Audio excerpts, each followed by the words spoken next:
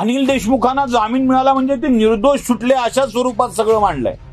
जरा सांगू, अनिल देशमुखांच्या वकिलांनी कोर्टात काय दावा केला होता?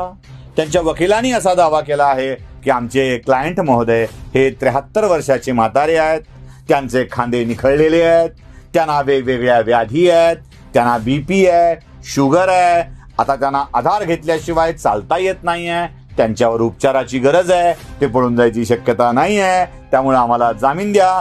माणुसकीच्या दृष्टिकोनातून विचार करा, मानवीयता म्हणून विचार करा, जगण्याचा आधार हिरावून घेऊ नका.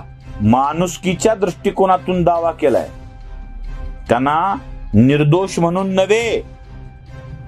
आरोप कायम आहेत, सीबीआयचे आरोपही होत आहेत, ईडीचे आरोप कायम आहेत, परमवीर सिंगांचा आरोप कायम आहे, वाझेला कामावर घेतल्याचा आरोप कायम आहे, कोट्यावधी रुपये जमा केल्याचा आरोप कायम आहे.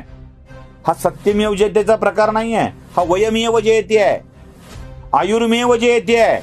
म्हणजे केवळ प्लीज, वय वाढलंय, कसा त्रास होतोय, छातीत दुखतंय सारखं, खांदे गळून गेलेत, चालता येत नाहीये, धरायला माणसं लागतात, या सगळ्या कारणामुळं हा जो जामीन